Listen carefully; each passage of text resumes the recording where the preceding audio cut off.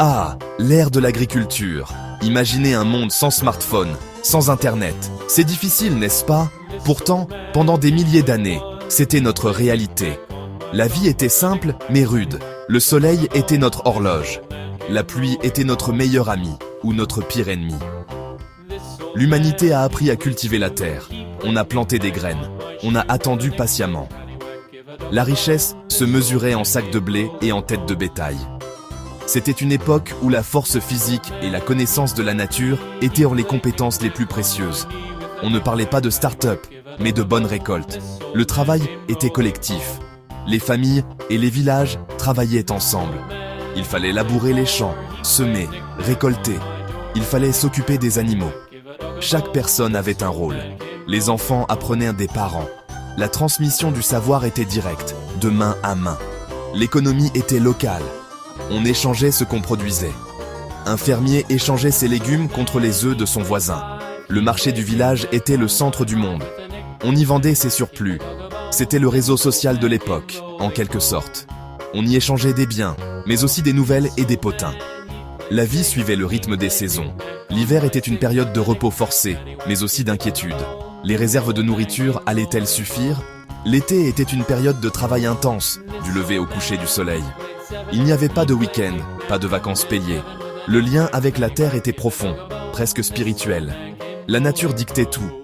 Une mauvaise récolte pouvait signifier la famine pour tout un village. C'était une dépendance totale, une relation d'amour et de peur avec notre environnement. On priait pour la pluie, on craignait la sécheresse. La richesse était tangible, visible. On pouvait la toucher. Un grand troupeau de vaches montrait la prospérité d'une famille. Un grenier plein de céréales assurait la survie pendant l'hiver. La croissance était lente, très lente. Il fallait des années pour agrandir son troupeau ou acheter une nouvelle parcelle de terre. La mobilité sociale était presque inexistante. Si vous naissiez fils de fermier, il y avait de fortes chances que vous deveniez fermier vous-même. C'était un monde stable, prévisible, mais aussi très limité dans ses possibilités d'évolution personnelle et économique. Un monde bien loin du nôtre. Et puis, tout a changé. On est passé de la charrue à la puce électronique. Bienvenue dans l'ère de la technologie. Aujourd'hui, la richesse n'est plus dans la terre, mais dans les données. Les héros ne sont plus ceux qui ont les plus grands champs, mais ceux qui créent les applications les plus téléchargées. La vitesse est devenue la nouvelle norme. Tout va vite, très vite. L'information circule en une fraction de seconde d'un bout à l'autre de la planète. On ne parle plus de saison, mais de mises à jour. Notre vie est rythmée par les notifications de nos téléphones. La compétence clé n'est plus la force physique, mais la capacité à s'adapter et à apprendre. Le monde change si vite que ce que vous apprenez aujourd'hui peut être obsolète demain. Il faut être flexible, curieux. Le travail est devenu de plus en plus intellectuel et dématérialisé. On peut travailler depuis n'importe où, à n'importe quelle heure.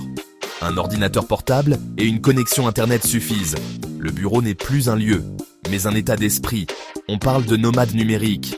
Ces nouveaux travailleurs voyagent tout en gérant leurs affaires depuis une plage en Thaïlande ou un café à Paris.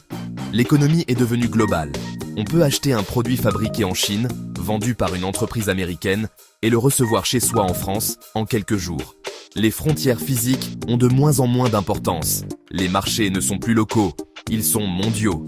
Une petite entreprise peut, grâce à Internet, toucher des clients dans le monde entier. C'est une opportunité incroyable, mais aussi une concurrence féroce. On est en compétition avec tout le monde, partout, tout le temps. Il faut savoir se démarquer, être unique. La richesse est devenue abstraite, immatérielle. La valeur des plus grandes entreprises du monde, comme Google ou Meta, ne repose pas sur des usines ou des terres. Elle repose sur des algorithmes, des données et des réseaux d'utilisateurs. On peut devenir millionnaire avec une simple idée, une application mobile. La croissance peut être exponentielle. Une vidéo peut devenir virale et être vue par des millions de personnes en quelques heures. C'est un monde d'opportunités infinies, mais aussi d'incertitudes. Le succès peut être fulgurant, mais l'échec aussi. C'est le Far West numérique.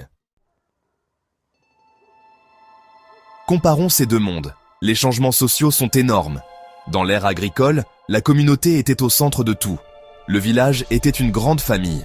L'entraide était une question de survie. On se connaissait tous. La vie sociale était riche, mais limitée à un cercle géographique restreint. L'individu existait surtout à travers son groupe d'appartenance, sa famille, son clan, son village. L'identité était collective. On était le fils du forgeron ou la fille du boulanger. C'était rassurant, mais aussi très contraignant pour ceux qui voulaient en sortir du rang. L'ère technologique, elle, a favorisé l'individualisme. Chacun peut construire sa propre identité, sa propre marque personnelle sur les réseaux sociaux. On peut se connecter avec des gens qui partagent nos passions, même s'ils vivent à l'autre bout du monde. Nos communautés ne sont plus géographiques, mais basées sur des centres d'intérêt. C'est une formidable ouverture sur le monde. Mais cela peut aussi mener à l'isolement. On peut avoir des milliers d'amis en ligne et se sentir terriblement seul dans la vie réelle. Le lien social est devenu plus large, mais peut-être moins profond. Du côté de la connaissance, la différence est frappante. Dans le monde agricole, le savoir se transmettait lentement, de génération en génération. L'accès à l'information était limité. Seuls quelques privilégiés savaient lire et écrire. La tradition et l'expérience étaient les principales sources de savoir. Aujourd'hui, avec la technologie, nous avons accès à toute la connaissance du monde au bout de nos doigts. On peut tout apprendre, surtout, tout le temps. C'est une démocratisation incroyable du savoir. On n'a plus besoin d'aller à la bibliothèque vient à nous. Cependant, cette abondance d'informations a aussi son revers. Comment distinguer le vrai du faux? Comment ne pas se noyer dans ce flot continu de nouvelles, d'avis, de publicités? L'ère agricole nous apprenait la patience. Il fallait attendre que les plantes poussent. L'ère technologique nous a rendus impatients. On veut tout de suite.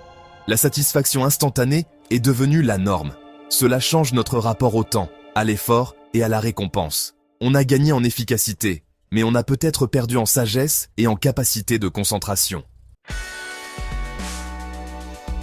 Alors, quel est le rapport avec Longreach, me direz-vous?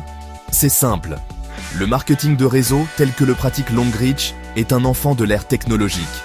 Il prend les principes de base de la communauté de l'ère agricole et les adapte au monde numérique. Longreach ne vous demande pas de posséder des terres ou des usines. Il vous propose de construire un réseau. Votre richesse ne dépend pas de votre force physique, mais de votre capacité à communiquer, à connecter les gens, à partager une opportunité. C'est un modèle d'entreprise parfaitement adapté à notre époque. Pensez-y. Dans le village d'autrefois, on recommandait le bon boulanger à son voisin. C'était du bouche à oreille. Longreach, c'est la même chose, mais à l'échelle mondiale, grâce à la technologie. Vous utilisez des produits de qualité. Vous en êtes satisfait. Vous en parlez autour de vous. Mais au lieu de le faire seulement avec votre voisin, vous pouvez le faire sur Facebook, sur Instagram, sur WhatsApp. Vous pouvez toucher des centaines, des milliers de personnes. Votre village n'a plus de limites géographiques. C'est la puissance du réseau social, mise au service d'une opportunité économique. Longreach utilise la technologie pour simplifier la logistique. Vous n'avez pas besoin de stocker les produits chez vous, comme un paysan stockait son grain. Vous passez une commande en ligne et l'entreprise s'occupe de livrer directement vos clients ou vos partenaires.